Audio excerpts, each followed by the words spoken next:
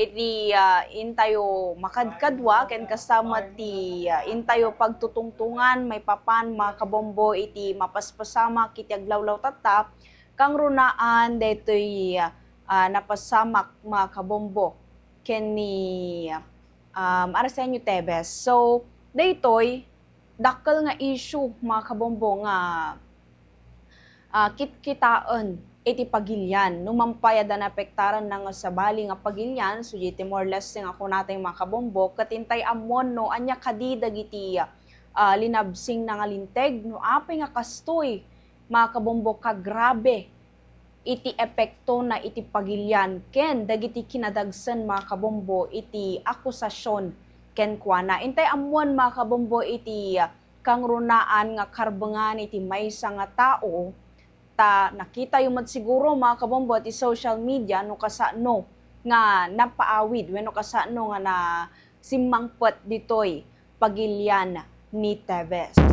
So makadkadwa tayo mga kabombo ni Attorney Kid Ruiz Castro, the political analyst mga kabombo, may papan iti daytoy mat issue iti aglawlaw. So syempre intayo mga kabombo i-welcome ni Attorney iti daytoy mat nga programa na imbag nga malam attorney iti pakablao mo kadagiti amin nga agbibuya kan kasama dagiti dumdumngeg iti programa Duralex Sedlex ti Bombo Radio Bigan.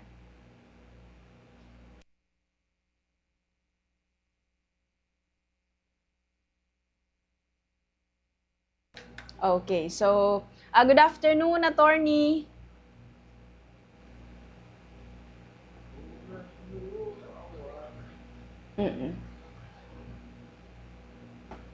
Okay, so pag-urayan mga kabombo iti linya ni Attorney Kid. So ma-curious mga kabombo wenno dadan iti kapanunutan iti kaadwan no kasano nga maikan iti di ko natay garod nga DJ panagserbina iti maysa nga tao DJ basol na dito pagilyan ken kasano mga kabombo nga mapaawid ti maysa nga kriminal aggapu iti balasyo tao ken dagiti karbangan namet mga kabombo akas maysa nga akusado wenno ko natay nga kuat na pa lang suna accused pa lang isuna kasi ampay mat nga di ko natay nga guilty iti mat aramid na ngem kalaksida na dayta adu dagiti pamabasol ken kastamat nakalistan mga kabombo nga basol ni Tevez nga makita mga kabombo no anya dagitinto agbalin nga resulta na. So once again welcome Attorney Kid iti pakablao mo attorney dagiti amin nga dumdumngeg ka nagbubuya kanya tayo. Yes ma'am, good afternoon met kadagiti nayat nga dumdungig kadaytoy nga nalatak ka programa. So actually deti kaso ni former congressman Tevez, Arnolfo Tevez. Syempre it's highly controversial because of the fact nga dito nga kaso syempre it already involved international law kung natin kumata iso na nga rugket nagtalapwagaw kung natin kumaya tapin manaw mat ito'y kapukpukudan tayo nga pagilyan and napan ijay Timor-Leste. So moving forward, siyempre ti namnamain ti kadwan ket ti panakatiliw nata because of the allegation against him. May panggap iti panakatay ti may isang nalatakmat lang politiko iti lugar da nga iso ni Governor Degamo. So he was the alleged criminal behind the death of the former governor. So ngayon syempre he went to napan isuna ij Timor-Leste nga may pagarup nga naglemengan na. So moving forward kurak itata he was deported back to the Philippines, okay, to face his case. So ti pagsasaritaan tayo itatano ano ba ti epekto ti panaka deportar na dito'y Pilipinas kinanamit dagiti banag nga namnamain tayo nga mapasamak kanya na iti masungsungad nga aldaw. So and of course damag yung arod ma'am ape nga adadagiti tattao nga maka libas latta iti bukod tayo nga pagilyan nga is it because of his being a politician, meron bang dati makungkuna bang special treatment nga no adadagiti kaso nga sangsangwenda ket mabalin nga adadati kung mamakun ko ng special lane daw natin kumaya nga they can just go out of the country if they wish to nga hanga maaramid dagiti ordinaryong individual.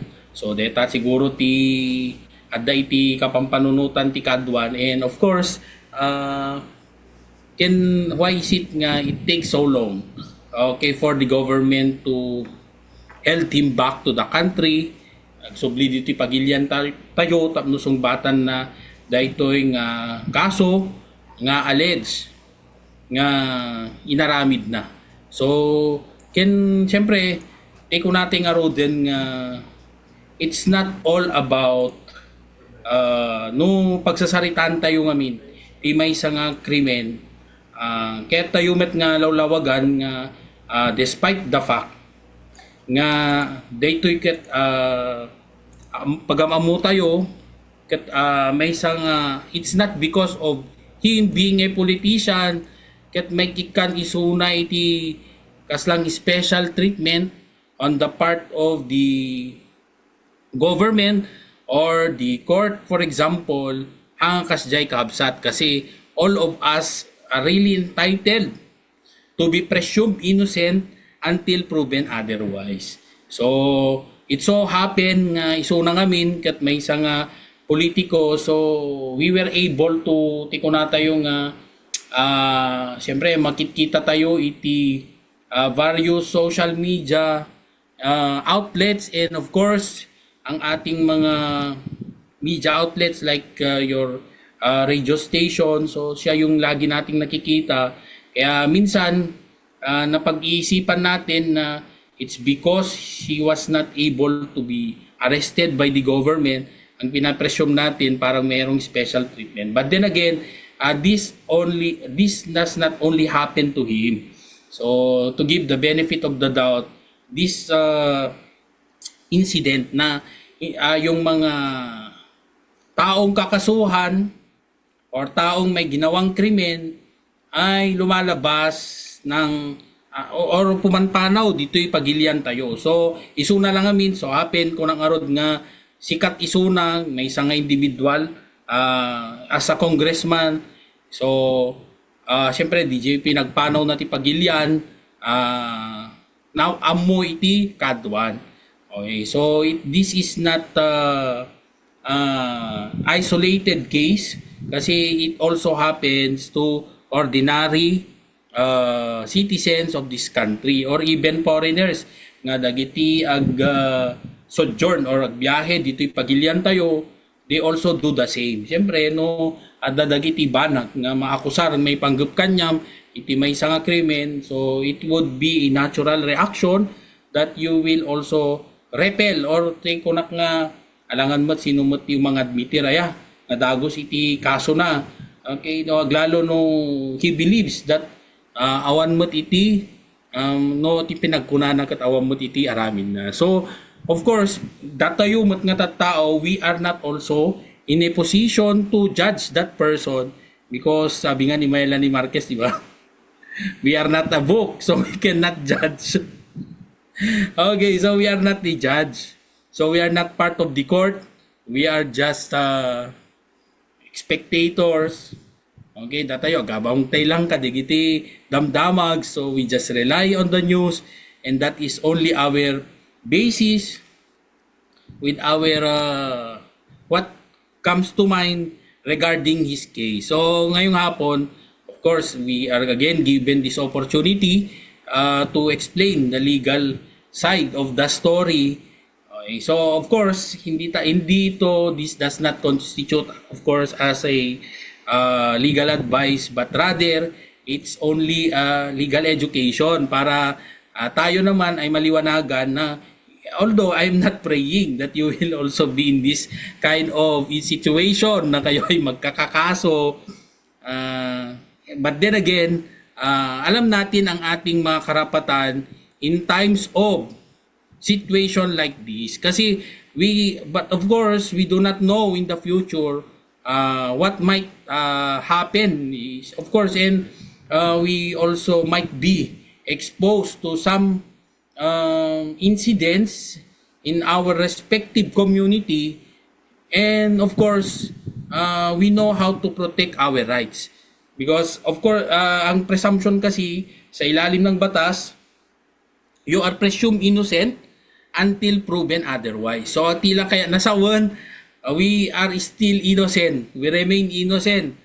Ingana nga datayo kat mapanagnakan proven guilty. Iti korte. Kadijay kaso nga sangsangon tayo. And if we fail to avail of the appropriate remedial measures after the decision of the case in which there is now conviction and of the particular court handling your case. So if there is no timely appeal, the decision will become final and executory and there's nothing to be done by the court but to implement it. So kulong ka. Okay, so yun kasing mangyayari dyan.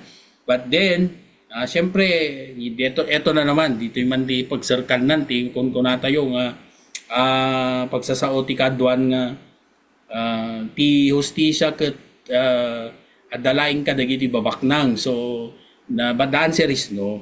Okay, so we have to correct that, and of course the government is looking forward to provide each one of us access to justice kasi pag titingnan mo ngayon, siguro ang kulang lang is the proper dissemination. When you talk about poor litigants, digiti awan kabalinan na nga ag-avail iti serbisyo ti may nga pribado nga abogado, you can already access the help of you can already access the service of our public attorney's office. So then again, when you go to court and you are the victim, yung magiging lawyer dyan would be our prosecutor. So ngayon, moving forward again, ngayon hindi na siguro magiging problema sa atin yung to be able to obtain the necessary justice because of our status in life. Kasi nga meron na tayong tinatawag na yung mga free legal service coming for the poor litigants with the help of our public attorney's office. So ngayon, they are actually hindi na lang sila concentrated sa, like for example in your province, hindi mo na lang sila makikita siguro sa Vigan City, but they are already deputized to even to municipalities. So I'm not sure kung meron na rin sa Candon ang public attorney's office or as far as Tagudin. Okay, yung ating assistance ng public attorney's office. So kung meron kayong mga problema and you cannot you do not have the financial capacity to hire a private lawyer, pwede naman po kayong lumapit sa ating public attorney's office. So going back to that, yung kasing ating pag-uusapan ay tungkol sa to what really happened dito sa kaso ni former Negros Oriental Representative Arnolfo Tevez. So ang nangyari dyan is that he was deported back to Manila. Okay, so and of course deporting him back in the country is for him to para harapin ang kanyang mga kaso sa korte because of multiple criminal charges against him. So yon yung ating pag-uusapan ngayon. So when you talk about yung just like what I've told you before, when you talk about case, ano yan kasi, meron tayong tinatawag na criminal case, okay, meron tayong civil case, and of course, administrative case. So, for a official like him, so most likely, pero I am not anymore acquainted with, pero sa case niya kasi, he was declared, he was removed, okay, by Congress sa kanyang posisyon. Okay, because that is a legislative body, so natanggal siya sa kanyang posisyon bilang congressman. So that is the initial. Especially that siyempre hindi na rin siya nakaka-attend ng kanyang responsibilidad dahil nga he flew away of the outside of the country. So pangalawa is that of course for regular government employees, so initially you might be facing what we call administrative case. So when you talk about administrative case, that pertains to your present work. Kasi nga kung like for example, ikaw meron alleged to be a violation that you have committed, like a crime, or for example in relation to your work, you might be filed administrative case that would cause you possible suspension or removal from the service. So that is outside of the filing of the appropriate criminal case against you. Kasi pag administrative case, ang ano po dyan, ang parusa po dyan would be removal from the service or suspension. And of course, itagdag mo pa yan later on, especially if you will be convicted, perpetual disqualification to hold public office. So, yun yung mga consequences of the commission of a particular crime. So, moving forward again, pag-usapan natin yung criminal case kasi ito, it talks about multiple killings. Okay, that was multiple cases, I mean. Kasi isa lang multiple criminal charges.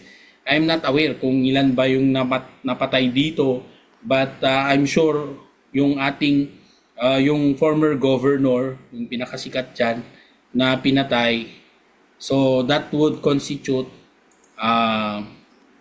murder. Okay, so there is presence of qualifying aggravating circumstance. So yung kaso niya is murder na kinakaharap. So of course, when you talk about criminal case, yung kanyang parusa would definitely be imprisonment. So he would be put into prison. And of course, on top of that, kasi nga sabi nga natin in our past discussions, that if a person criminally liable is every person criminally liable is civilly liable. So, ang tanong dyan, meron pa ba siyang pananagutan aside from possible imprisonment? Meron po. So, pwede po siyang magbayad. Okay, so that would, the enforcement of one's rights, that would constitute civil liability. Pwede siyang pagbayarin doon sa danyos, okay, and other monetary obligations, actual damages doon sa pagpatay doon sa governor na yon. So, alam nyo, but then again, until proven otherwise. So, kailangan pang, etong kaso niya, kailangan pang patunayan sa korte. Okay, kasi it's only the court that could impose penalty of imprisonment, and of course and with the corresponding subsidiary liabilities and other liabilities provided for in by law. So of course yung tanong ng karamihan, would he face the investigation that will be conducted in the House of Representatives? So sa tingin natin, because he is not anymore a member of the House of Representatives, hindi na yun papakinggan doon. So etong kaso niya would of course diretso na to sa korte. Okay, so yun ang mangyayari. And karamihan yung mga tanong ng ating mga, for example, mga netizens, bakit daw meron pang nakakatakbo at nakulong na naman siya? Eh, bakit naibalod lagarod tayo may isang taon? Kat makataray pelang iti posisyon. So, ang sagot naman natin dyan, going back to my statement a while ago, you are presumed innocent until proven guilty. So ngayon, yung kanyang pagkakulong would not mean that he is already been convicted. So clarify natin, hindi pa po siya convicted kasi mag-i-start pa lang yung kanyang yung pagdinig sa kanyang kaso or pagharap niya sa kanyang kaso. Okay, so ang tanong ng karamihan, sir, bakit naman nakulong na nga siya, di ba? So that is only he is only a detention prisoner because the case that was filed against him is non-bailable kasi nga murder yan eh. So pag murder non-bailable, so you cannot post bail. Okay, so if you cannot post bail hanggang makapagpiyansa, so what will happen? Pag ikaw ay nakita, so ikukulong ka. Okay, so ikukulong ka muna but that does not constitute imprisonment na that you are already serving your sentence kasi nga hinaharap mo pa yung inyong kaso, hindi ka pa naman convicted. That is only you are only detained as prisoner because your case that you are facing is non-bailable hanggang mabaling nga agpiansa. So question ti kadwan man nga sumaro no ket kasano nga roden attorney no mapawalang sala ni Congressman Degamo. So what will happen? Siyempre, they would just release him like what happened to former Senator Laila De Lima, di ba? So yun ang pwedeng mangyari. So kaya minsan these are the shall we say complexities din ng legal system natin. Marami talagang pagdadaan bago mapatunayan ang inyong kaso. Kasi nga could you imagine that that happens to you lalo na kung wala ka namang kasalanang ginawa. So tapos ikukulong ka na lang and ang basehan lang ay simpleng gut feel o ti pinagrik na ti may isang tao kay pabalod dahil. But what if you were not maybe what appears to be there is a crime committed but in reality wala naman, so kawawa ka na ipapakulong ka, di ba? So masisira ang iyong buhay dahil sa maling akusasyon. So you know, ang punto lang natin dito is that hindi siya ganon kadali na patunayan ang criminal offense.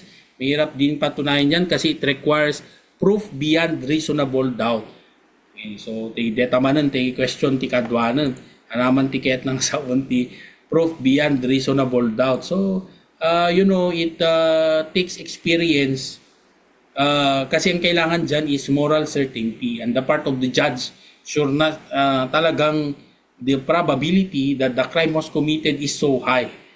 Okay, mataas ang probability niya. So, does it mean, attorney, na absolute certainty, kung naman digiti daduman, na 100, dapat agad 100% sure da, nga inaramid nati may isang krimen. So, yan bang ibig sabihin ng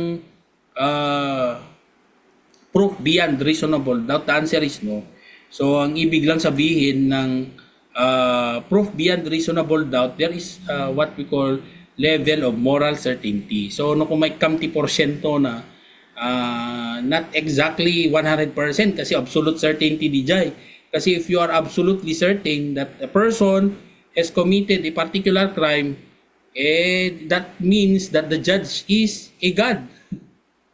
just the judge sa ano kasi muna maggayam amin 100% certain iso na nga nangyari di nga iso na ti nagaramid di krimen. But then again, that is not what is required by the law. It's not absolute certainty, but rather it is only moral certainty.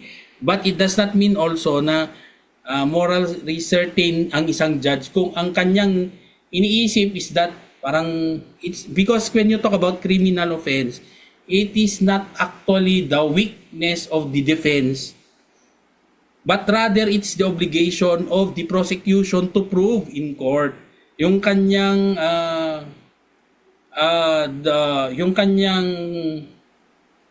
conviction lies on the prosecution. Okay, so nakadepende yan sa prosecution and how he will be able to prove beyond reasonable doubt na yung akusado ay ginawa niya yung krimen. It's not it's not because of the weakness of the defense doon siya pwedeng i-convict or maging guilty sa krimen na ginawa. Aan nga labanan deto iti ebidensya.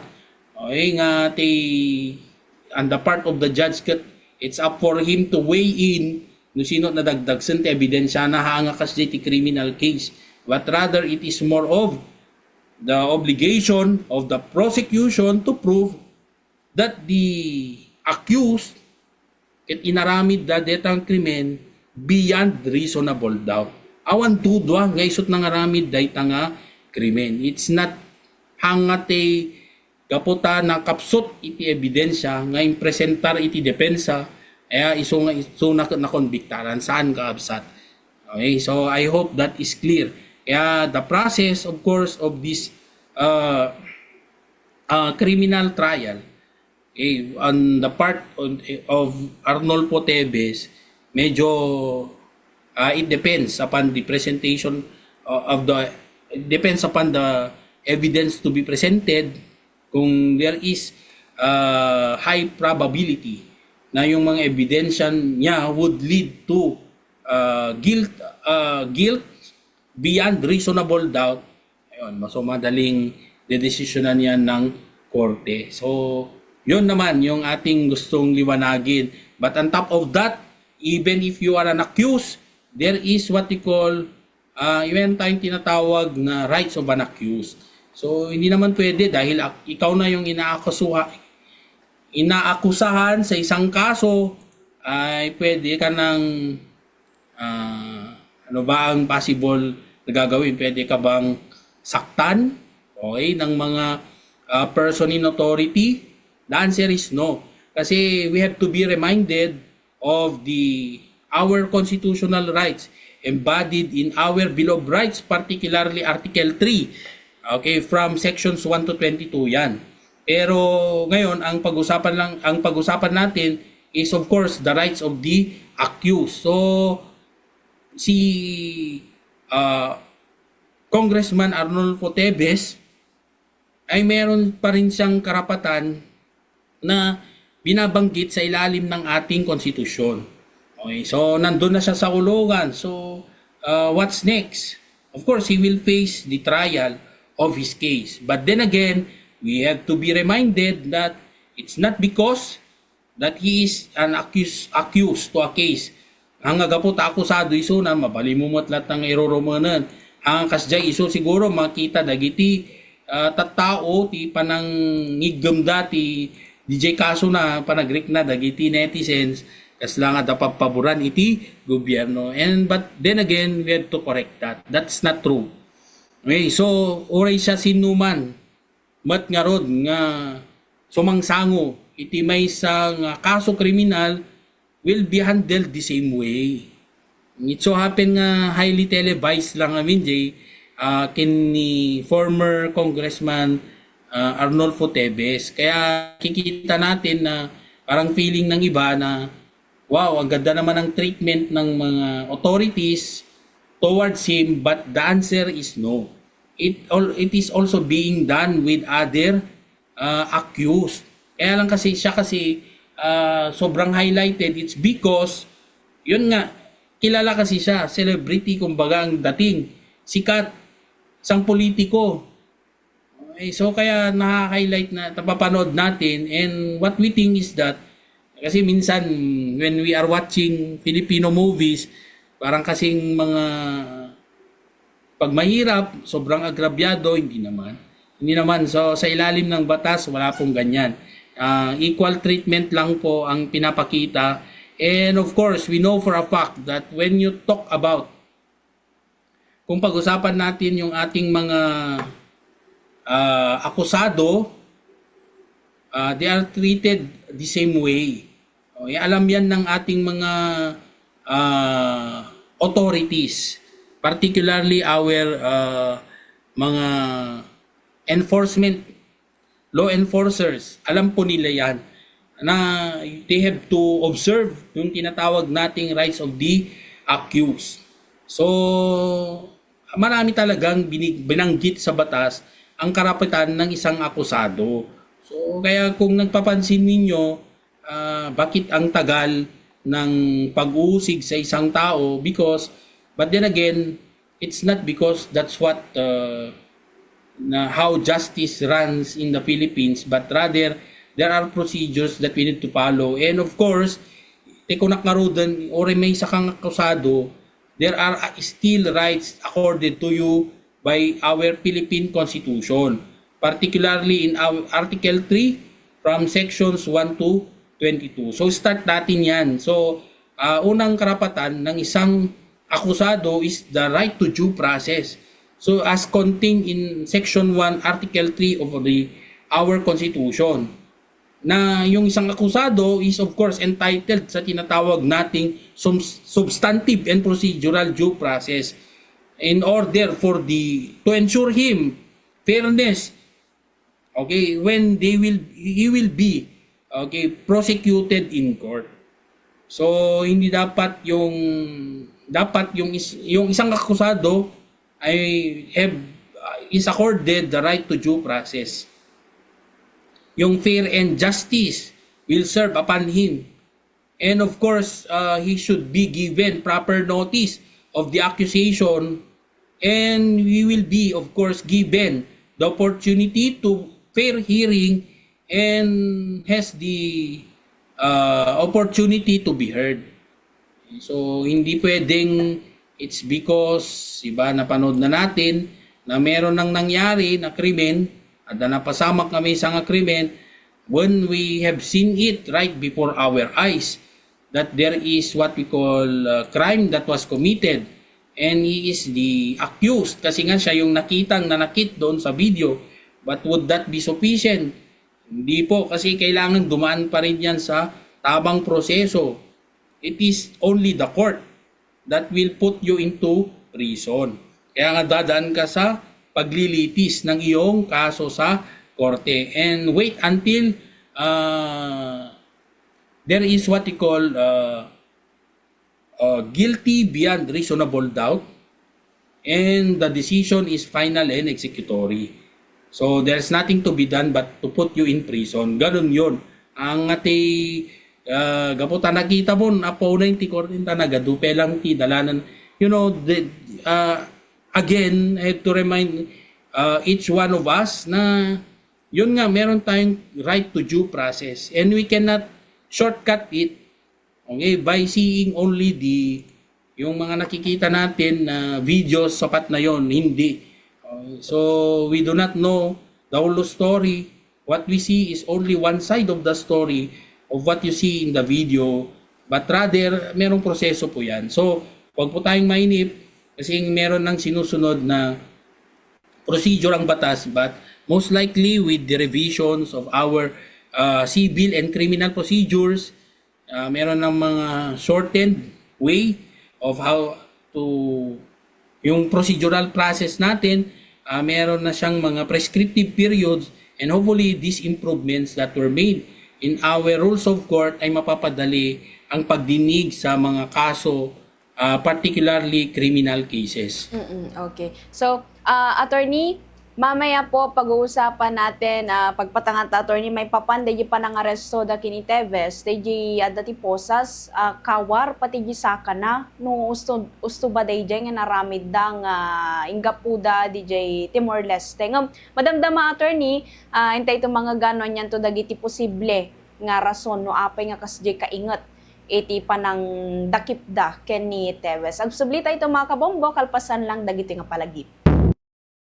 Ag volunteer makipaset kadagiti local causes kas iti animal shelter food banks ken literacy program no ammom ti tumulong makakonek ka iti komunidad a pagnanaedan makalangan-langan mo pay dagiti kalugaram. Saan sigarilyo? Kitaan da support group. No Sunmet nicotine replacement therapy tapnon paisardang ti sigarilyo. I-practice ti stress relief techniques tapnon malabanan ti trigger attack tay guyugoy nga sigarilyo latta. Masapol ang nadalos ti windshield tilugan. Ti usa ren a pagpunas ket microfiber cloth a maibagay kadagiti sarming. Isu ti usa ren a pagpunas iti windshield regularly uneg ken warna.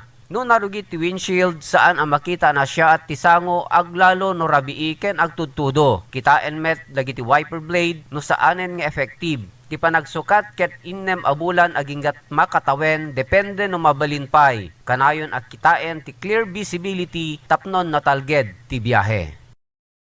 Suportaran ti kampanya inay ti renewable energy. Agusar kaditi solar panels. No Sunmet green energy options manipod iti utility provider. Suportaran dagiti polisiya ti wind ken solar power.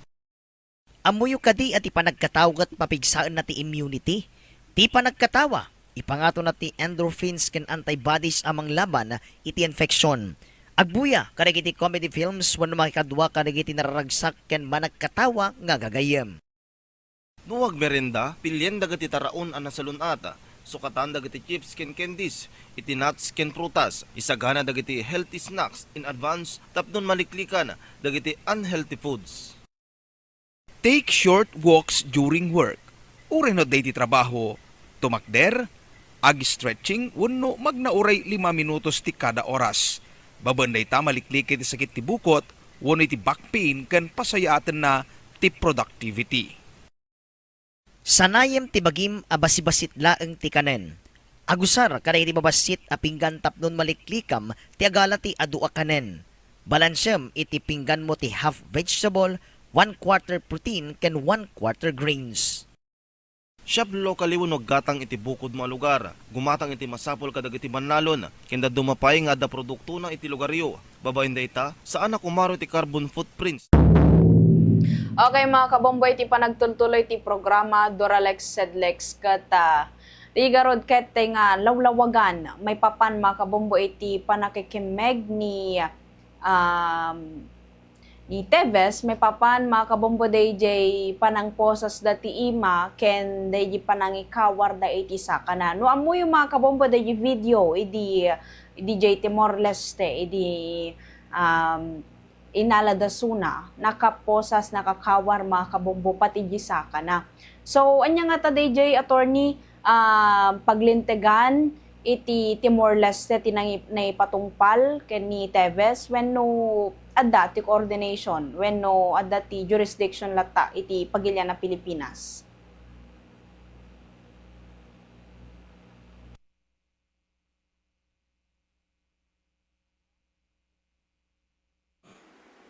Okay, so originally yung kanyang kaso is in the Philippines.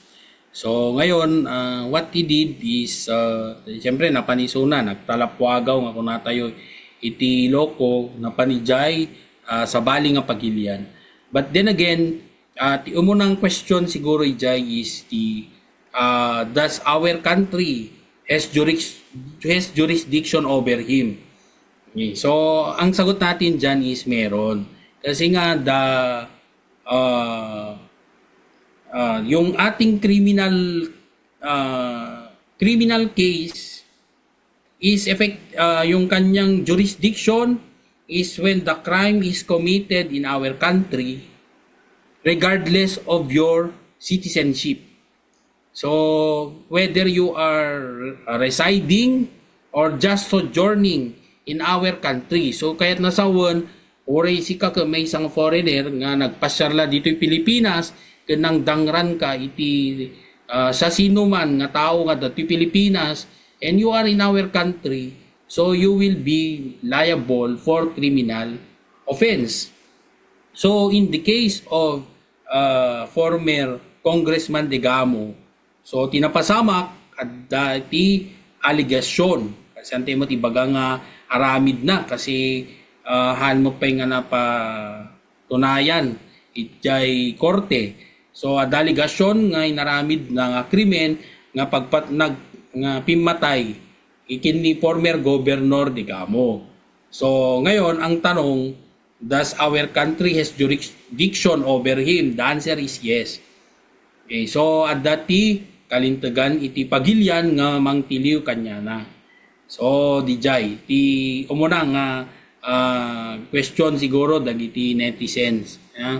No dabati kalintagan. May kadwa, it's because Iran he move out of the country na paniti sa bali nga pagilyan, which is Timor-Leste, so JT naglumangan na. So ngayon, this now involve international law kasi syempre DJ papan na ijay ket awanan iti jurisdiction iti pagilyan ijay napanan na nga lugar kasi it's already outside of our country. So yung jurisdiction natin, that's already outside. So ngayon, it depends if there is a what we call merong treaty, stipulation, or understanding or agreements entered into between Timor-Leste and the Philippines.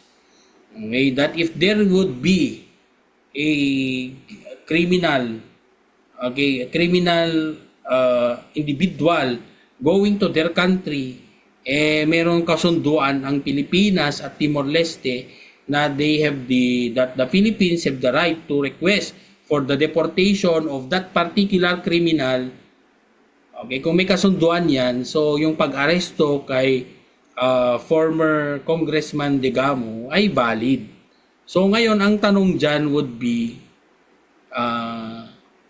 di ba yung tanong dyan would be, so does it require na kailangan ba na merong tinatawag nating warrant of arrest? So ngayon, siyempre yung punto natin dyan is that it's up for that receiving country how will of course they implement that how they implement a lawful arrest. Okay, so paano ba nila ginagawa yung pag-aresto sa isang individual?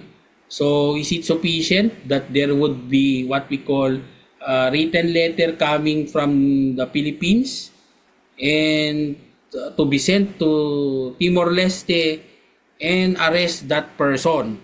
So yun ang tanong kasi syempre in our case, in case of the Philippines, when you conduct arrest to an individual, meron ka dapat, una dyan would be if that is a not a warrantless arrest, kasi hindi naman yan in flagrante delicto, hindi naman yan hot pursuit, or someone who escaped from prison, which is a ground for warrantless arrest. Kung it does not classify under these three, yung nangyari, so it requires a warrant of arrest to arrest an individual. So di natin alam kung how they did it in Timor-Leste, but then again, of course, sa point naman ng panig ng team ni legal team ni former Congressman Tebes, sa punto naman nila, for them wala daw warrant, okay, or any form of legal documents.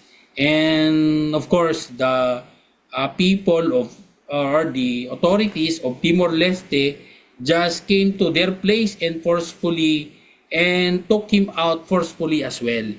So merong issue ng it's like an illegal kidnapping kumbaga or illegal detention at some point according to them kasi yun nga wala naman daw basehan like any form of legal documents or warrants for him to be apprehended. But sa ating pananaw, hindi naman siguro ganun na they would just go there without any written authority or no warrant at all. Kasi nga kung iisipin, kung ganun din lang ang ginawa ng gobyerno doon, di sana noon pa, di ba? So bakit inantay pa ng matagal na panahon? Kundi nagkaroon din siguro yan that is just my point of view. Siguro meron pa ring basehan yan na ginawa wherein the Department of Justice made a communication to Timor-Leste government on that arrest. So, hindi natin alam kung what is the surrounding circumstances pertaining to that. But as we glimpse on the kung ano ba ang tama dapat, so siguro naman sa gobyerno natin, that is already outside its jurisdiction. So labas naman na yan ng ating country, yung ginawang paghuli. So definitely hindi naman siguro gagawin ng gobyerno yon illegally. Okay, so wala naman silang power doon na parang matigas ang ating country na or gawin na lang kung anong gustong gawin ng ating mga authorities in order to implicate a particular individual. So sa tingin ko naman, this was properly coordinated. And on the part of Timor-Leste, siyempre that would affect their image kung sila ay magpapadala doon sa pag-aresto ng isang individual na wala namang dokumento. So let's wait and see what will happen next to this kasi syempre the benefit of the doubt to the accused, we give it to the accused yung benefit of the doubt because wala naman tayo sa kanyang posisyon. So but then again, yun lang yung nabanggit ko, it's more of a presumption na sa panig ng gobyerno hindi naman siguro nila gagawin ang isang aksyon na ikakasira ng gobyerno para lang makuha ang isang tao at panagutin dito sa ating country. Okay, so attorney, marami pong mga nagtatanong regarding sa allegation kung kaya't patong-patong yung kaso po. So ano po yung mga pangunahing ebidensya na kailangan sa inyong pong palagay para nang sa ganon na maging mabisa ang isang kaso na haharapin ni Teves? Okay, so ang ano lang natin dyan actually ma'am is syempre ano ba yung aligasyon na or ano ba yung kinaso sa kanya. So if that would constitute if the case that was filed against him is murder. So, syempre, when you talk about murder, tingnan mo na lang yung elements of murder as defined in Article 248 of the Revised Penal Code. So, unang-unang elemento dyan would be a person was killed. So, meron bang napatay doon sa krimen na he was accused? Meron ba is the accused? Did the accused kill that person? So siya ba ang pumatay sa tao na yon? Or number 3 is the killing was attended by any qualifying circumstance such as meron bang cruelty na nangyari, meron bang evident premeditation, meron bang treachery, okay, or any other qualifying circumstances na meron bang binayaran para ipapatay niya yung isang tao, meron bang or any certain means okay na ginawa just to assure the killing of that person. So kung yung mga elemento na yun ay present, he will be liable for the crime of murder. So yun po yun, kailangan yun ang mga basehan sa mga ebidensyang ipepresenta. Dapat yung evidence that would be presented would satisfy these elements to constitute the crime of murder as defined in Article 248 of the Revised Penal Code. Okay, so yun po yun. Okay, so And of course, ma'am, tuloy lang natin yung ating rights of the accused kasi baka inisip ng mga tagapakinig ninyo may samot lang gayam ti karapatan ti may isang akusado. Actually, ado. Okay, so it's not that easy. Kaya na yung proseso ng pagpapatunay ti pinang to prove it in court, it really requires a lot of proving. Kasi in the first place, when you are accused of a particular crime, so ito yung karapatan na kailangang i-observe ng ating estado or ng ating gobyerno, particularly our courts and law enforcers. So nandyan would be number 2, ma'am, is diba naibagati ti tatayan ti section 1, which is the right to due process. May kadwa is that makungkuna tayo nga presumption of innocence under section 14 article 3. Kasi nga kunakon, you as an accused is presumed innocent until proven guilty beyond reasonable doubt. So anong kailangan dyan? They have to require the prosecution to prove the guilt. So nga tikunak, ma'am, it's not about the weakness of the defense. Ang agaputa agmamayo kuma kakapsot digiti at iti depensa nga mangipanagnak ti may sa krimen iso ti pagibasara di ti korte ijay decision na saan. It is the burden of the prosecution to prove beyond reasonable doubt the guilt of an accused. So at this point, teko naman digiti siguro agdingdingeg no dagiti netizens nga buybuyay ti Facebook live nyo imang kunada siguro nagbayag lang ng katagdadata lang aro doon. Then again, you are presumed innocent until proven guilty beyond reasonable doubt. So at this point, the case is about to commence. So hanpay nga napanagnakan ni Congressman Tebes ngay sunay ti pimatay. Okay, so may katlo, he has that right to be informed of the nature and cause of the accusation. So he should be informed of the nature and the cause of the accusation against him. Kung ano ba specifically the criminal charge against him.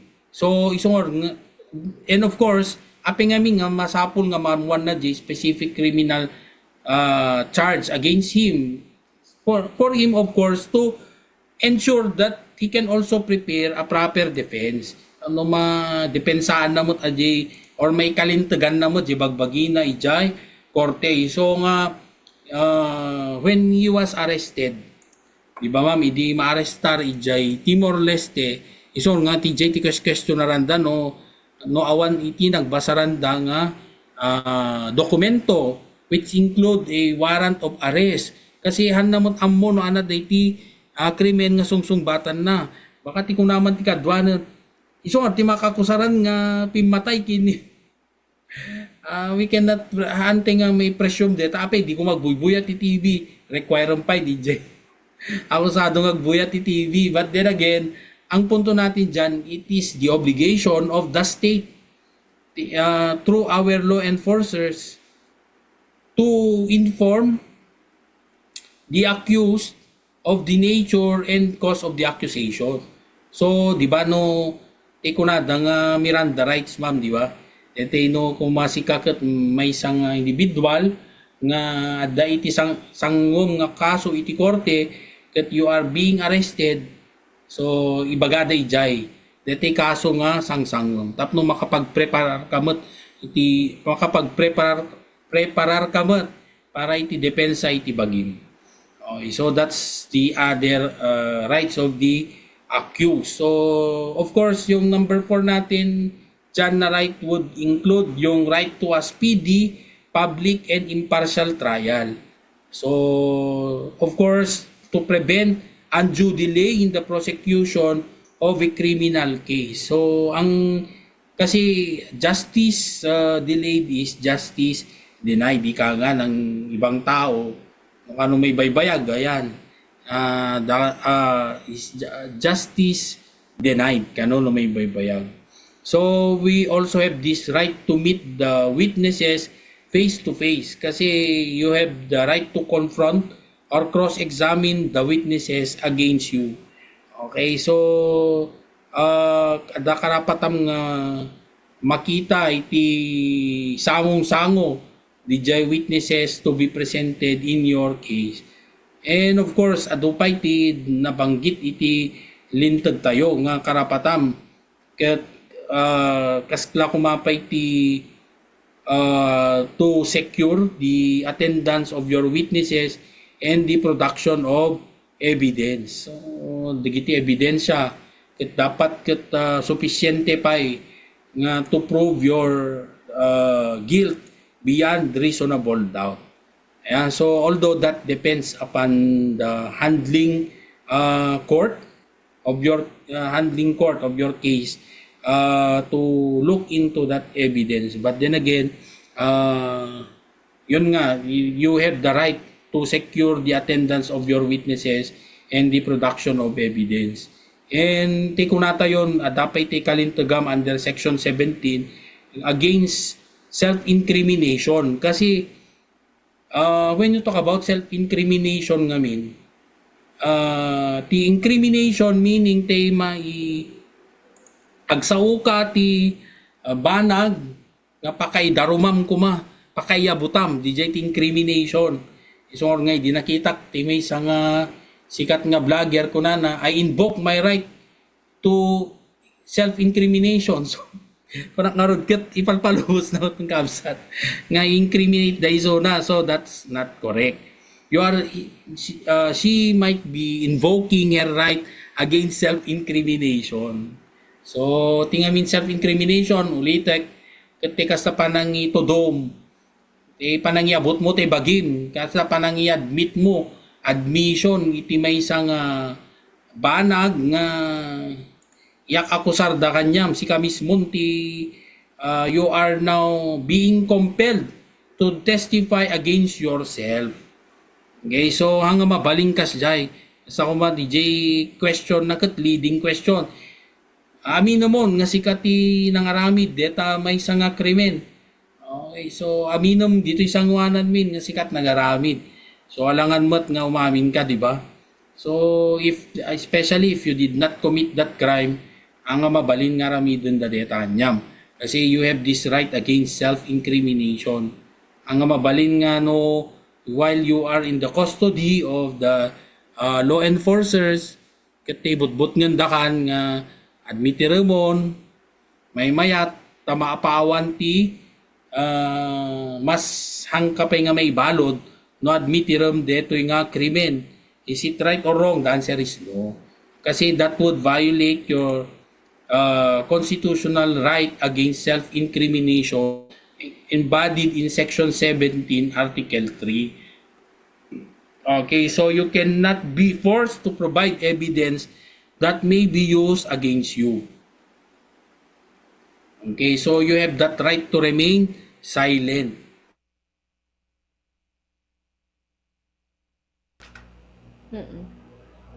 Okay.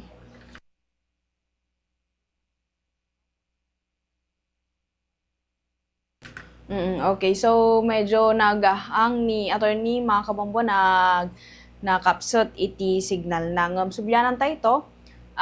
Madamdama mga kabombo may papan iti mat discussion na DJ kalintegan iti may nga tao nga makakusa. So may bagatay siguro nga syempre data ito Pilipinas nabayag iti taray iti kaso ti maysa nga individual daka man ti posisyon wenuhaan dalat ta dagiti kapanunutan tayo nga adda iti special treatment dagi kasi nga bambanag ta syempre adda dagiti puna tayo mat nga dagiti mat pribilehyo da ngem haan mga kabombono diti paglintigan kat just can write. So subyanan tayo mga kabombo ni attorney Kid. Yes, ma'am. Naputol tayo sa ma'am. Naputol tayo. So, Actually, ti ko nakarod, awan kalintagan ma'am, ti dagiti law enforcers nga datayo ket agad meet. Okay, or to they cannot compel us or force us to provide evidence that may be used against us. Okay, so we have that right to remain silent during investigation.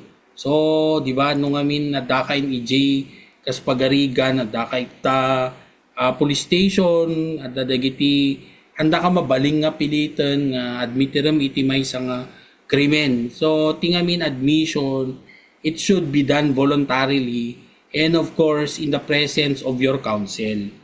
So, yun. So, we have to be careful in giving our statements kasi that would constitute yan admission and that would can be used against us. Ngayon ko na kon nga it is the obligation of the law enforcers to observe our right against self-incrimination. Otherwise, they can be made administratively or criminally liable under the law. Ayan, so you cannot be compelled to testify against yourself. So, of course, pag isa kang akusado, you also have that right to bail as embodied in Section 13, Article 3. Isong ano da duma at dadagiti sayang guseng iti agkakaruba nga kuna danok wagat ni. Di ba isong na di napiliw iti may isang krimen kat na ibalod. At damot iti narwar ni anan. At damot tandi nga agpalya-palya dito'y aglawlaw tayon. Itaman lang niya tilintag kat magatgatang ni. At da itirwaran deto'y nakakusara deto'y na ibalod di kat nakarwaran. Hindi kita dagiti mga gantay tiglawlaw. Is it right or wrong? The answer is hindi po tama yon na you presume nga with due respect to our courts, they are doing their best to render justice. Okay, so ngayon, ang tanong kasi natin dyan, okay, shall we say that that person committed caused the death of another person, pero kung ang kaso naman na kinakaharap niya would not, or the case that was filed against that person is, for example, homicide, which is the penalty to be imposed is not reclusion perpetua, but rather it is reclusion temporal. So kasi under the rules of court, ang binabanggit kasi doon when you talk about bail, bail kasi is a matter of right and a matter of discretion. So when you talk about a matter of right, so if the penalty to be imposed in a crime is not reclusion perpetua, life imprisonment or death, and the evidence of guilt is weak, mahina, so most probably that is bail as a matter of right, and the judge may grant the application for bail by the accused. Okay, so I hope that is clear.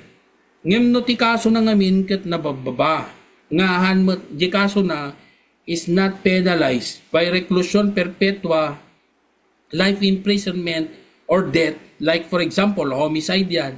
So that would be for example the penalty that is imposed is reclusion temporal. So hindi siya reclusion perpetua, di ko naktatay, death or life imprisonment. So that ti karintagan na nga agbail is a matter of right. Kalintagan na.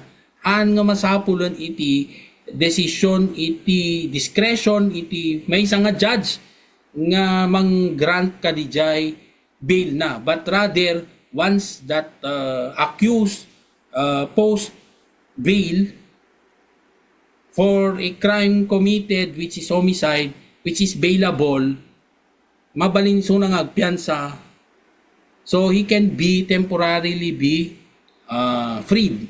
Okay, so ganan ti mabalinso ng temporaryo nga mawaya-wayaan. So ti question ti kadwan, tingamin bail or piyansa ket temporaryo lang. Hanmat nga forever kasi nun to DJ kaso na, and he will be later on be proven in court that he committed that crime beyond reasonable doubt, and there is no timely appeal, and there is nothing to be done but for the court to implement the decision. Okay, so what will happen? Siyempre, kulong ka. Okay, yun na yung serving of sentence nga kunkunada. But then again, kung nakarodan, may isang kalintagan, may isang nga akusado is the right to bail. Kasi ang presumption kasi, or the presumption iti lintag is that the presumption ngamin dito you are not yet guilty kasi the presumption of innocence is there and nandun, kaya you are allowed to post bail. But then again, we have to remind na when you talk about bail ulit, bail is only meant to ensure that the accused can remain free while their case is pending in court. So, hanam kaya nga sawan nga DJ temporaryo pa nakawaya-waya na, ket permanente temporaryo nga rod kaabsat. Ayat tiket na sawan, temporaryo lang. Ngem nanto tay kaso na ket mapanagnakan mo lang ije korte nga isuna ket nagbasol, so they can make him liable and he will be imprisoned for that. Okay, depending upon the punishment that will be imposed upon him. Okay, so I hope that is clear. Yeah? So no DJ bagbagata yung ni naggasat nan nagabagbit lang ka nakawaya-waya. Siguro DJ nga waya-waya is just temporary. Only it's because the crime that he has committed is bailable and he was able to post bail. Okay, so nakapagpiyansa isuna. So ti question man ti kadwanan na gapo siguro tadot kwarta na iso nakapagpiyansa. You know, when you talk about bail, adamot dagiti paganurutan nga sursurutan iti korte nga pagbasaran iti pinagpost iti bail. Siguro ti question yung, di ba nung kumatipan panunutan tayo, may panggap iti kado ti kwarta na iso nga makapag-post bail. Kila nyo gat no, digiti simple. Kasi ako DJ kaso ni Bong Navarro, di ba? No siguro ordinaryo nga tao tinangaramid DJ nga krimen, it will not reach up to 1 million. Kitamkat ni Bong Navarro, the bail nga kinid daw iti korte is 1 million. Okay ka DJ kasong naipila kanyana idi. So no ordinaryong individual, the court might not likely impose a bail that or yung cash bail as high as 1 million. No si kagat makita na nga it will be very hard for you to produce that money. Kasi at the end of the day, bail is only a temporary freedom given to the accused while his case is pending. So handa mo kasi baka ngamin no awan ngamin iti piyansa nga may require kinyam nga akusado, baka kasi nangyari kini former Congressman Teves nga di ba nagtalapwagaw iti pagilyan. So nakaruwar iti pagilyan kasi handa mo mabalin nga arestaran ni Suda without warrant of arrest. So nga syempre when you secure warrant of arrest in court, that you find the clarification, it's not actually the police who will issue that warrant of arrest. It is the court. It is the judge who will issue that warrant of arrest, and yung implementation lang will be the law enforcers. Ganon po yun yung yung pag-implement or ng tinatawag nating warrant of arrest upon finding probable cause. Okay, the probable cause ko na tayo, it will lead into conclusion that a crime has been committed. But does not mean nga inaramid nan, but rather it gives only an idea to the judge that actually a crime has been committed and the accused has to answer, okay, to that particular crime, or kailangan na nating i-hold yung tao na yan and temporarily put in prison. But then does not mean that he was already guilty of his of the crime that has been committed. Allegedly has been committed. Kaya ang nangyari dyan siguro nung nalaman na ni Congressman Tevez na merong ipa-file na case against him, so magmadali na siyang lumipad to travel to another country. So ang tanong ng karamihan, bakit nakapag-travel siya agad doon? Wala pa nga siyang kaso that has been filed against him. Kaya yun, he was able to travel to another country. Kasi on the part of the, sa airport naman, siyempre, wala namang instruction o wala namang warrant of arrest na nag-circulate to hold that party, to hold that person, or meron man lang siyang hold departure order. Wala namang ganun. So, siyempre, anong gagawin nila? Kasi if those people in the airport will hold a person without any legal basis, okay, they might be liable for illegal detention. So sila naman ang mananagot. So these are the circumstances surrounding this crime. Kaya marami kayong matutunan kung nakikinig kayo, kasi ganun talaga yung proseso. Para at least gayon, it will already be cleared in our mind na yung mga sabi-sabi natin na palibhasa si ganito, naperahan kaya nakalabas ng hindi po, kasi nga may procedure na sinusundan ang ating mga meron tayong batas na sinusundan na alam ng ating mga taong gobyerno who are assigned to that particular job. Like for example, di ba, yung immigration natin. So they cannot just withhold a person because of allegation lang. Dapat meron pa rin silang legal basis to withhold that person. Okay, so wala namang hold departure order. Wala namang na-inform na sila ay merong yung etong tao na sa watch list. Wala naman pang ganon. So syempre, you cannot just withhold a person if that would be the case. Kaya ganon. Okay, so attorney, last, kung may pagkakahalintulad ti kaso ni dating nga President Duterte dagiti matagdamdamag no kasano ba iti pagpadaan da no may papan iti di ko natay nga proseso iti mata kaso da, kasi ni Tevez attorney kata inalada manipod naglemeng. Samantala ni President Duterte kathan nga naglimang no diket di inuray da nga nagawi dito'y pagilyan. Kasano di attorney no kwati magpadaan da di kaso da?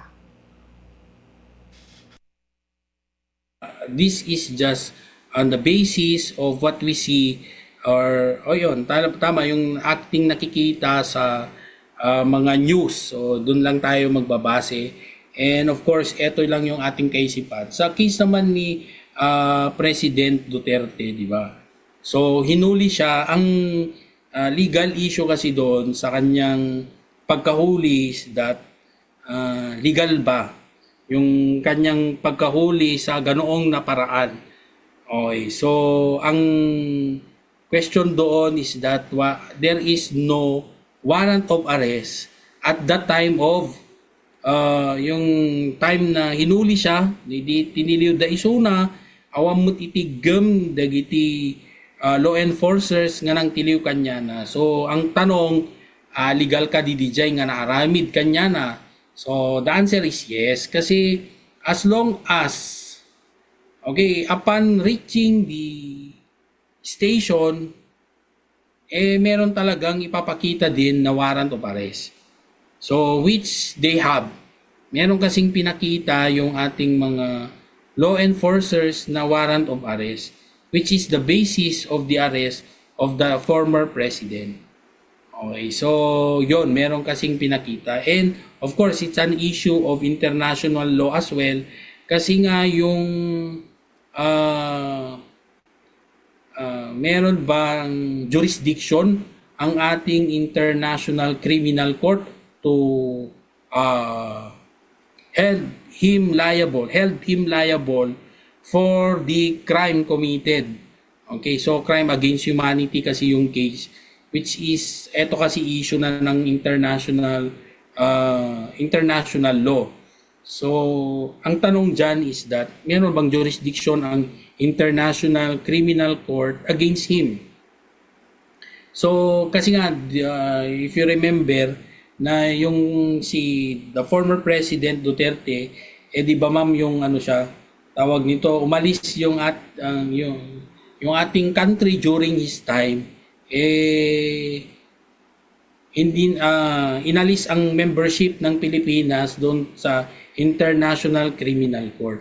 So, but then again, sabi naman ng International Criminal Court, they have jurisdiction kasi the time na umalis tayo as member, that was after there are allegations of crimes against humanity because of the implementation of the anti-tukang or yung anti-drug law campaign ng ating former president. So, yun naman yung kanilang naging basehan. So, yun yung sa part ng ating dating President Duterte. So, yun ang basehan. But then again, it's actually an issue of international law na, of course, ano yan tawag nito, it is still, kasi sa pag-enter ng mga international agreements, it is actually lies upon the president. Kasi siya yung may tawag nito, siya yung merong obligasyon siya yung natasan ng ating batas to enter into treaty stipulations with other countries. So, kailangan lang ng concurrence ng Senate, ganun yon, yung issue ng international law. So, sa punto na yon, actually, it's a political issue kasi nakadepende yan sa ating gobyerno whether they will adhere to the request of the International Criminal Court. Kaya nasa kanila yan, okay? So, hindi na yan outside of the jurisdiction of the Supreme Court. So, sa Supreme Court naman, we adhere to the doctrine of transformation. So, kung ano yung mga generally accepted principles in international law, ina-adapt lang naman natin dito sa ating country. So, yun ang nasa constitution natin. Kaya yun, kung yung, like for example, issue on crimes against humanity, so yung mga batas ba doon ay kailangang i-adapt din sa ating country. So, nasa constitution yun. Kung it is up for the court to interpret whether that would constitute generally accepted principles of international law na pwedeng i-adapt ng ating country. So, ganun kasalimuot yan. Okay, doon sa kaso ni President Duterte. So, hindi iba naman ito kay Congressman Tevez kasi nga yung krimen that he is accused is domestic law ito kasi, hindi siya international law. Kaya yung ating batas sa Pilipinas is the one that would prevail against him. Okay, so ngayon, iba yun. Kasi yung ating country is actually has that jurisdiction towards him. At the very start, at the onset, meron ng jurisdiction ng ating country sa kanya because the crime that has been committed by him happened in our country. Okay, so ang nangyari lang kasi, he was able to escape from our country because at the time, we went out of the country, wala pa namang kaso na na-file against him. Okay, kaya wala namang reason for our immigration to hold him when he is going out of the country. So yun naman yun. But then again, dito na naman papasok ang ating international law. So if there is a agreement between the Philippines and Timor-Leste, okay, through a treaty stipulation na if there is a crime committed by a person in the country, particularly citizens, they can request deportation of that person to our country to answer to his crimes, okay, committed. So that's what happened in the case of Congressman Teves, kasi ang ating country is the one who requested the deportation of Congressman Teves to the Philippines for him to answer to the allegations of criminal liability, okay, particularly the death of former Governor Degamo. Okay, so attorney, to sum up our topic, para nang sa ganun na additional information po sa lahat para hindi na sila malito or awan dagiti ko nating malulawagan mat dagiti ka panunutan da may papanti may isang akusado paglintigan ken kastamot iti karbangan da, attorney. Okay, so unang-una, huwag tayong maging judgmental, okay, sa ating yung mga inaakusahan sa isang kaso. Do not be huwag tayong judgmental kasi na porket siya ay si ganito, si ganyan, merong tinatawag na special treatment. The answer is no. Kasi doon kasi syempre tayo naman, yung isang tao na involved dyan is sikat. So every time na meron siyang gagawin, syempre nabibidyoan yan. But then again, they are just showing na yung mga binibigay na atensyon doon sa individual na yon, ang alam ko dyan, mas ingat lang sila doon eh. Ingat na ingat ang gobyerno dyan kasi lalo na sa ating mga enforcers, they know for a fact that they know the rights of the accused that they have to observe. Like for example, yung right to due process, yung ating presumption of innocence. Meron din dyan yung right to bail, pwede silang makapagpiyansa.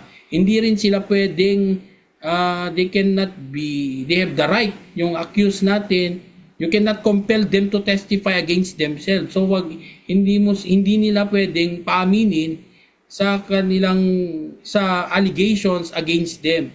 So meron silang mga karapatan under custodial investigation that they have the right to be informed of their rights to remain silent and to be assisted by competent counsel. So wala rin dyan na there should also be no torture, force, violence, threat, or intimidation or any other means which will vitiate the free will of the person under investigation. So hindi rin pwede yung mga cruel, degrading, or inhuman punishment as embodied in Section 19, Article 3. Or hindi rin pwede yung mga tinatawag nating unreasonable searches and seizures. Kasi otherwise, yung mga nakikita nilang mga ebidensya na illegally obtained, kasi nga pinilit kanilang tingnan yung bag mo, pinasok ang bahay mo. So those are some of the violations that might be committed by law enforcers na alam nila, kaya hindi rin nila gagawin. So tayo naman, wag tayong hindi ko naman pinagdarasal na kayo might be involved in certain similar situation na you will be alleged to have committed a crime.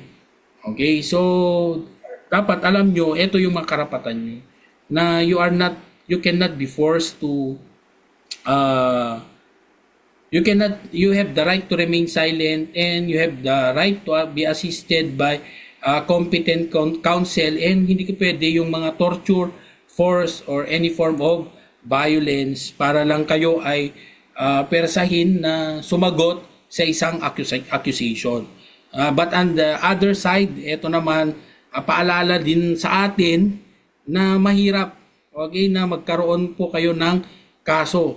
So, unang-una dyan, kung halimbawa kayo, paalala na rin sa sa ating mga kababayan na mahirap magkaroon ng kaso. Kaya iwas-iwas na lang tayo dyan. Huwag na tayong kalma lang tayo. Kung merong mga where we are confined to situations na parang yung init ang ulo, ano pa, nasa situation tayo, meron tayong mga hindi magandang iniisip.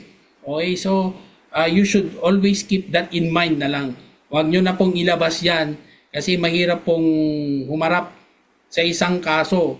And of course, magastos yan, lalo kung kayo naman ay hindi considered na under yung sa mga tawag nito, yung pauper litigant. Hindi naman kayo declared na mga indigent who can avail the services of the public attorney's office. Kaya magastos yan. So, iwas na lang tayo sa mga krimen. Okay? So, iwas sa get involved into crimes kasi mahirap. And of course, sa ating mga law enforcers, just do your work. Hindi naman itong mga karapatan na binanggit ko, it is not intended to protect the criminals, but rather, ito kasi, ito ang minamandato ng batas na karapatan din ng bawat individual. Kasi hindi naman pwede nating sabihin na yung isang tao ay agad na husgahan mo na isa na siyang kriminal. Okay, meron niyang pagdadaanan sa ilalim ng batas. Isipin nyo na lang na kayo din as law enforcers, you are not forever law enforcers. You are also private citizens in your private life. Okay, so yung ang kanyang pagiging law enforcer would only happen during when you are in the performance of your public duty. Kaya huwag din yung masamain na